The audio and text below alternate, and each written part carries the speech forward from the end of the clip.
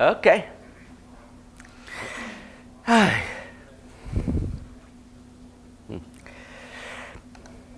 Okay, my name's CSJewell. I happen to work at Bluehost.com, which is a web hosting company. And, well, of course, we write our own web code as well as providing others. And I thought of asking the question, what web framework do we use? I need a web framework to write my personal website in. CGI-PM, well, it doesn't cut it. As we've been told, it needs to die. Not that it is or isn't good code, in my opinion. It's just not good enough anymore. The question is, which one should you use?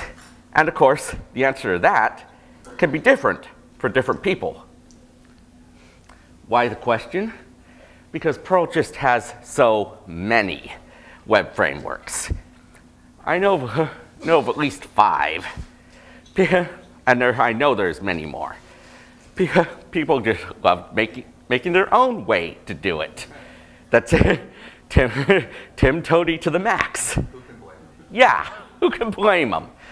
But I have an attempt to make to help you solve this one. It's taken me quite a bit of time. I've got a small personal website that I want to use to keep track of a few different things. Keep track of my links, movies, book collections, a small blog. Eventually, I'll keep track of my passwords for me. I'll hide them in a key pass that I can download when I need to, and show off some of my Perl code. To do this, I wrote my site 3 times. Each time is in a different web framework, so we can compare. Not all of them are completely done, but they're done enough to show example code in all 3 of them. It's not going to be pretty. They pay other people at Bluehost to make the HTML and JavaScript jump through hoops. They pay me and some others to make Perl jump through hoops.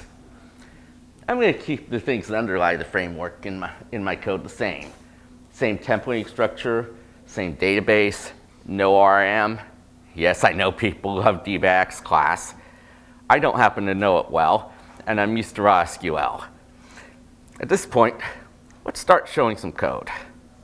I'm going to start with Catalyst here. They happen to do a controller module view, and this is from the these next few lines are from the controller because that's where most of your code is going to be. The next 3 slides here are, which ones were they? Okay. Yeah, this is my list of links. Grab a group hash here, stuff it in, and they make it somewhat easy to not repeat yourself, because you can chain subroutines together in our case. For example, this one sets me up to log in.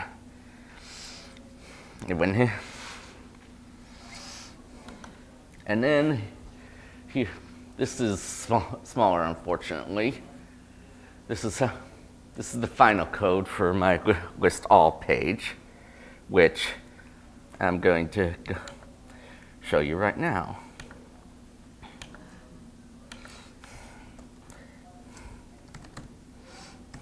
Okay. Okay. As I said, requires logging in.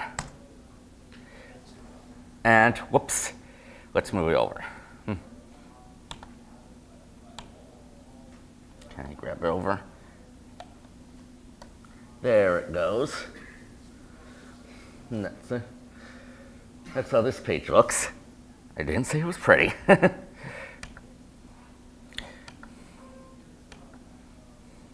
Oops.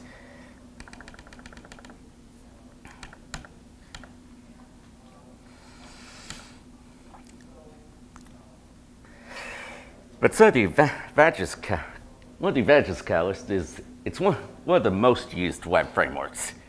Lots of people use it. You can get a lot of help from it. It does use Moose. It's like modern Perl compliant, so to speak.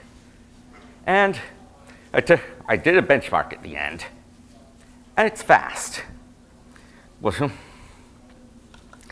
So the disadvantages are it has the longest dependency chain of the frameworks we're testing here. I remember installing 120 plus modules.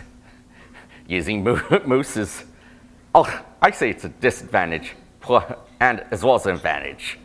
It helps encourage that long dependency chain.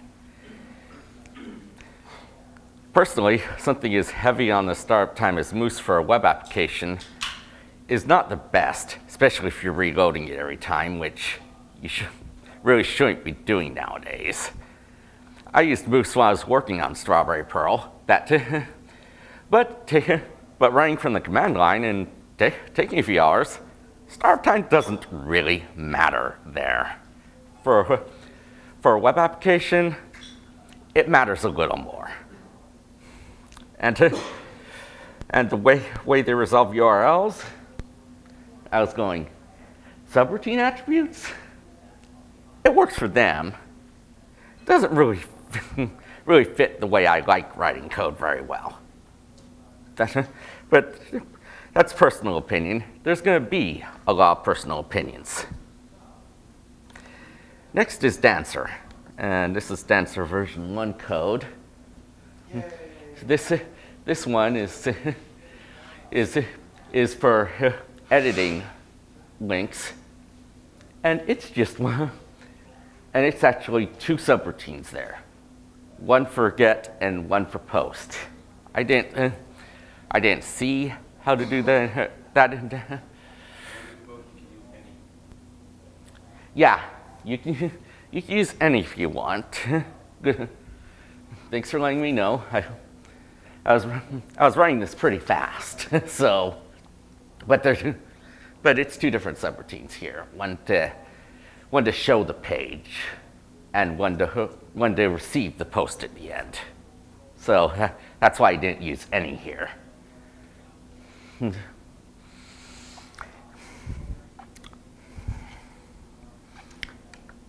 I have to admit, I liked Dancer. It uses its own domain-specific language. Get, post, database for the database plugin, params. They felt natural to me. It was very fast to write. And one thing I like is that you combine the form parameters and URL parameters in the params method. I didn't quite see how to do it in Catalyst, and my personal opinion, I like having both accessible the same way. They're very helpful people. I'm on the mailing list. I've seen them, seen how well they help. Not that I've needed to ask yet, but there is a question coming up next. Disadvantages? Well, they're starting to move away from the first version of their code, and they're working on it. And it's looking good so far. My opinion, it's starting to get heavy on the dependencies. Not as heavy as Catalyst, but it is getting heavy. It does use moo instead of moose. I do like that. And the one thing I couldn't figure out when I was coding, I hadn't figured out for the life of me how to make a portion of a Dancer app require authentication. Maybe Sawyer can help me out with that one afterwards. Okay. Well, I was doing digest auth, so I'll have to talk to you later about that one. And now for the one you haven't probably heard about yet, unless you work where I do. CSJewell app is the framework that Bluehost uses to do a lot of their heavy lifting. It thinks differently than the other 2.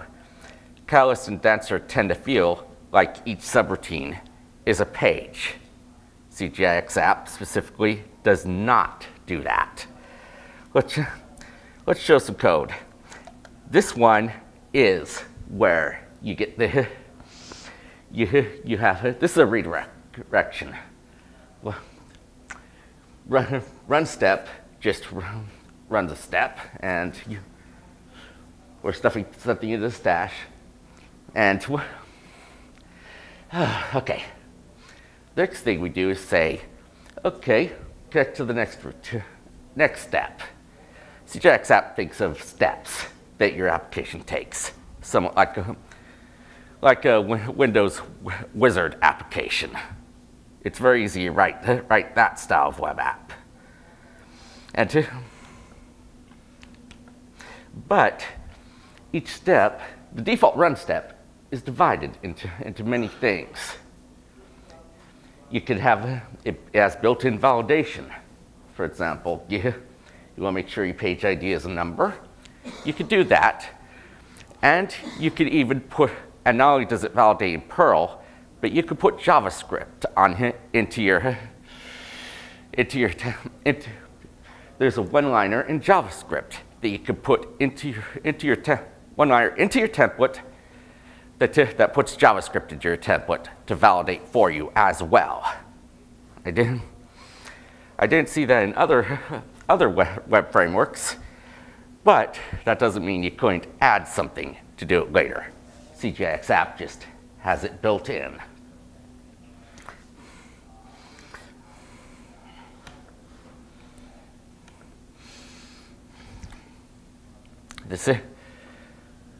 This one, of course, is showing a blog page.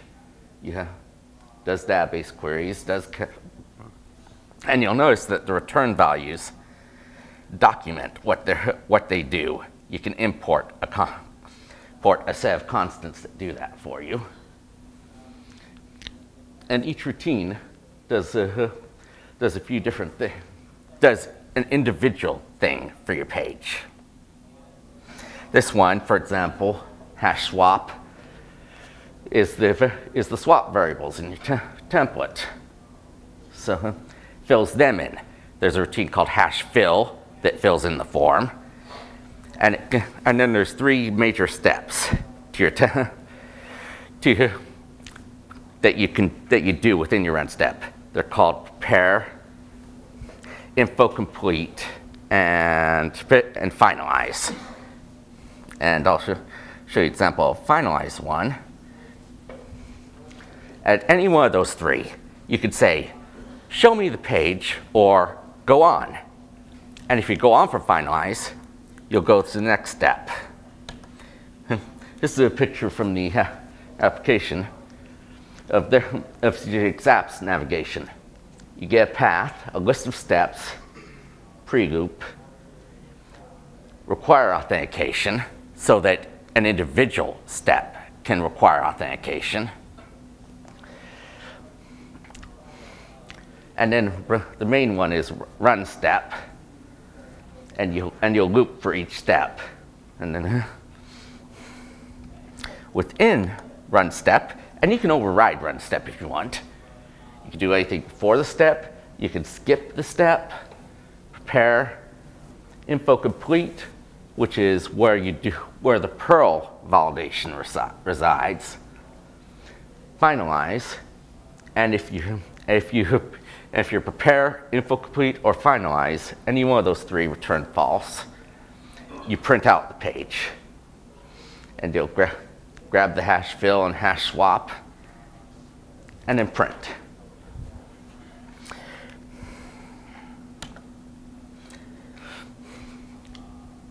You only need about 3 of those 15 hooks at any time. Hash validation, hash swap, and finalize are good ones to start with. And the idea of looping along the path also means that, hopefully, you don't need to repeat the validation for every step. And as I said, hash fill fills form variables. So you can do this instead of this, which I had to do for the Catalyst version of my app. CSJewell has steps of the wizard can be as complicated or as simple as necessary. as I say, you can completely replace run step if all you're doing is a redirection, for instance. And it has almost no dependency chain. I think you install like 3 modules, maybe 4, maybe it'll be 4 on 5.22. Disadvantages is, no, it's not modern Perl compliant. I've written the auth digest. I'm gonna upload it in the next few weeks. I'm going on a 2-week vacation, so it may not be until after that. It's not PSGI. I'd like it to be. But it can be run using mod Perl, or it can be run using CGI emulate PSGI. I'd like to hook it in. And heavy learning curve. You have to know what each step does. It's not the best. Things I wish it did. The hooks could sometimes be better made, better named. Path in particular, I've been told was a poor choice. I didn't write it. I just get lucky enough to get to use it in the past 4 years at work. That, and I have the advantage of having the author working about 7 offices over to ask questions of. And I wouldn't mind if there was a division between get and post that somehow.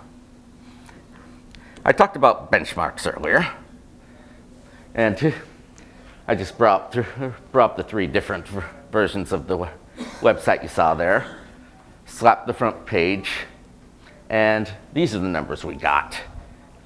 Catalyst, I have to admit, is fast. But CGI-X, remember and CGI emulate PSGI, while the other 2 are native PSGI. I expect some improvement in the comparison for CGI-X once the PSGI routine returning hook gets created. Might have to ask the Catalyst people how they got their speed out of Moose, because I do remember it being a little slow. It's probably improved since I used it heavily. And last, where's this talk? Well, I linked it this morning. It's an